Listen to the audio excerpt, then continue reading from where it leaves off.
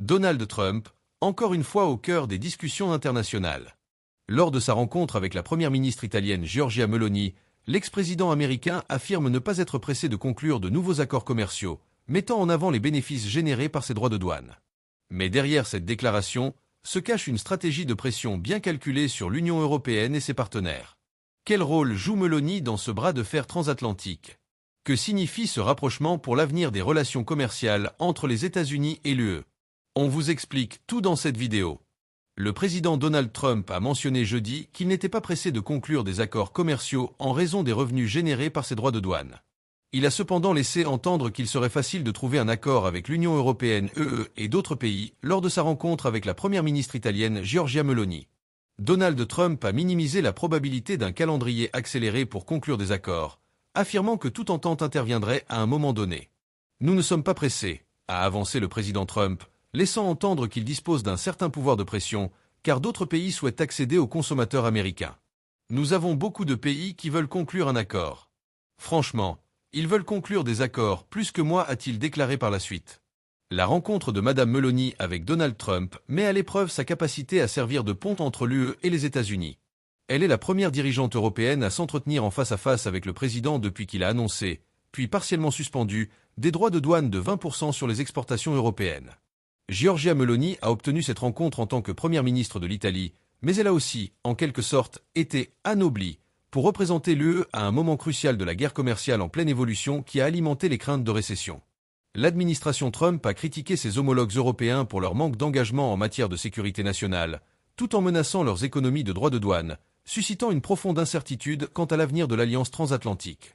La première ministre italienne a cherché à présenter les États-Unis et l'Europe comme des alliés naturels de la civilisation occidentale et a souligné qu'il était important d'essayer de s'asseoir et de trouver une solution aux tensions au sujet du commerce et la sécurité nationale. L'objectif pour moi est de rendre à l'Occident sa grandeur, a indiqué Mme Meloni à M. Trump. L'UE défend ce qu'elle appelle la relation commerciale la plus importante au monde, avec des échanges commerciaux annuels avec les États-Unis totalisant 1800 milliards de dollars US.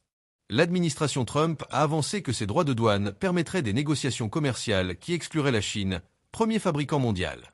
Donald Trump maintient toutefois que rivaux et alliés ont profité des États-Unis sur le plan commercial.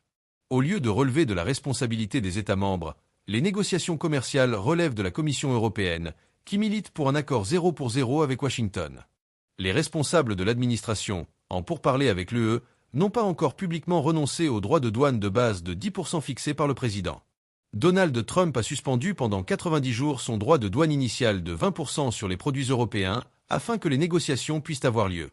L'UE a déjà engagé des discussions avec des responsables de l'administration Trump à Washington. Maro Efcovi, commissaire européen au commerce et à la sécurité économique, a mentionné avoir rencontré lundi le secrétaire au commerce, Howard Lutnick, et le représentant des États-Unis pour le commerce extérieur, Jamison Greer.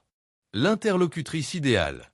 En tant que chef d'un parti d'extrême droite, Mme Meloni partage les idées de Donald Trump sur des questions telles que la lutte contre l'immigration, la promotion des valeurs traditionnelles et le scepticisme envers les institutions multilatérales.